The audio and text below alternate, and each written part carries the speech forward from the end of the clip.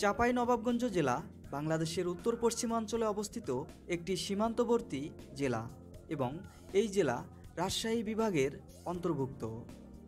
1948 সালের 1 নভেম্বর রাজশাহী জেলার অধীনে নবাবগঞ্জ নামে একটি মহকুমা গঠিত হয়।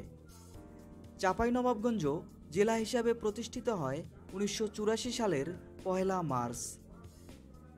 বাংলাদেশের 64 জেলার মধ্যে চাঁপাইনবাবগঞ্জ জেলার জেলা কোড 13।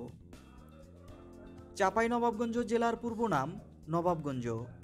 2001 সালের 1 আগস্ট সরকারিভাবে নবাবগঞ্জ জেলার নাম পরিবর্তন করে চাঁপাইনবাবগঞ্জ রাখা হয়। এই জেলার নামকরণ নিয়ে বিভিন্ন ধরনের তথ্য পাওয়া যায়। প্রাক ব্রিটিশ আমলে এই অঞ্চলটি মুর্শিদাবাদের নবাবদের বিহারভূমি ছিল।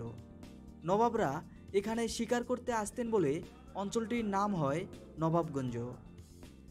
আরেকটি তথ্য মতে নবাব আমলে মহেশপুর গ্রামে চম্পাবতী মতান্তরে চম্পারানী নামে এক সুন্দরী বাইজি বসবাস করতেন। তার নাচের খ্যাতি আশেপাশের এলাকায় ব্যাপকভাবে ছড়িয়ে পড়ে। তার নাম অনুসারে এই এলাকাটির নামকরণ করা হয় চাঁপাই। এই অঞ্চলে রাজা লক্ষিন্দরের বাসভূমি ছিল। লক্ষিন্দরের রাজধানীর নাম ছিল চম্পক। অনেকের মতে চম্পক নাম থেকে চাঁপাই নামকরণ করা হয়। 1971 সালে বাংলাদেশের স্বাধীনতা যুদ্ধের সময় 11টি সেক্টরের মধ্যে চাঁপাইনবাবগঞ্জ জেলা 7 নং সেক্টরের অধীনে ছিল। চাঁপাইনবাবগঞ্জ জেলার মোট আয়তন 1702.56 বর্গ কিলোমিটার।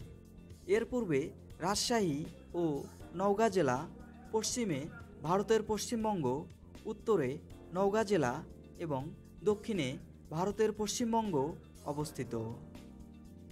2011 সালের আদমশুমারি অনুযায়ী চাঁপাইনবাবগঞ্জ জেলার মোট জনসংখ্যা প্রায় 16,47,000।